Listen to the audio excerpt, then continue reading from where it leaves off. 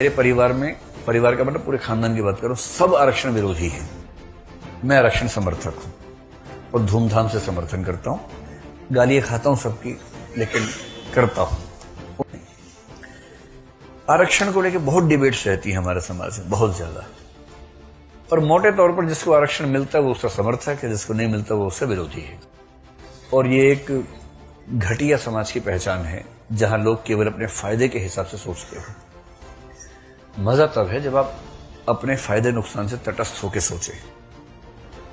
तो कुछ लोग कहते हैं कि हमारे पूर्वजों की गलती का परिणाम हम क्यों भुगते। तो उस पर एक तर्क है बड़ा अच्छा सा। मैं आरक्षण मेरा प्रिय विषय है, मुझे उस पर कई बार मैंने 15-15, 16-16 घंटे उस पर बहस की है।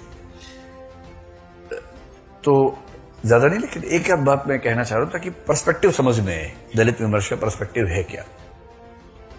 मैंने कई सवर्ण व्यक्तियों के मुंह से सुना है, जन्म के संयोग से मैं भी सवर्ण हूं, मुझे आरक्षण का लाभ नहीं मिलता था।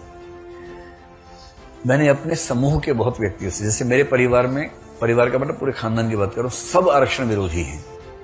मैं आरक्षण समर्थक हूं और धूमधाम से समर्थन करता हूं। गालियां खाता हूं सबकी, लेकिन करता हूं। उनको समझा नहीं सकता।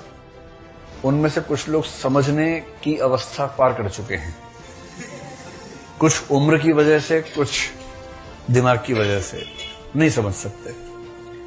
तो मैं भी ज्यादा प्रयास भी नहीं करता, लेकिन हाँ कोई भिड़ जाए तो फिर भिड़ जाता हूं, साथ में क्या करें।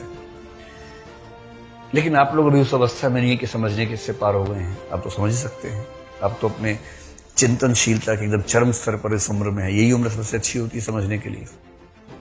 तो एक तर्क सवर्ण समाज की ओर से अक्सर आता है, 70 साल से आरक्षण दे रहे हो यार, कब तक दोगे।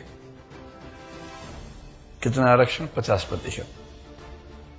कितने लोगों को?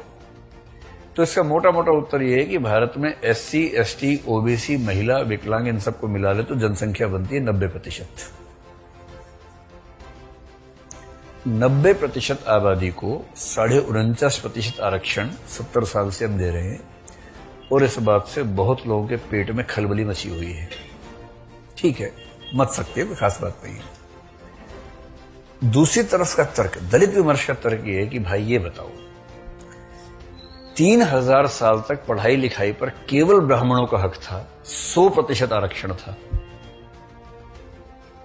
3000 साल तक 100% आरक्षण, सारी पढ़ाई लिखाई। ब्राह्मणों की संख्या कितनी? 10%। 10% समुदाय ने 100% सीटें घेरी 3000 साल तक, और अब 70 साल से परेशान हो रहे हैं।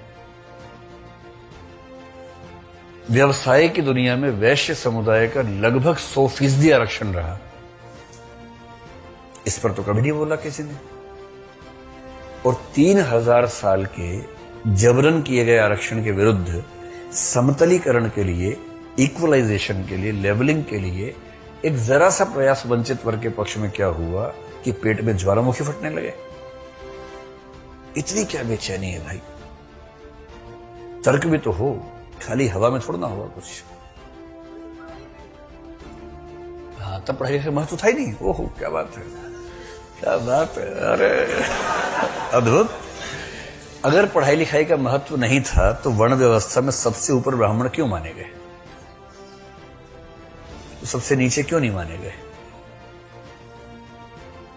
सोचना जरा। ठीक है, अभी हम बहस शुरू नहीं करना चाह रहे। विश्वास कीजिए कि इस मुद्दे पर हम 15-16 घंटे बहस कर सकते हैं और मैं आपको कन्विंस भी कर लूंगा, मुझे उसमें जरा भी संशय नहीं है। अभी तो मेरा पर्पस सिर्फ इतना है कि दलित विमर्श के एंगल समझें।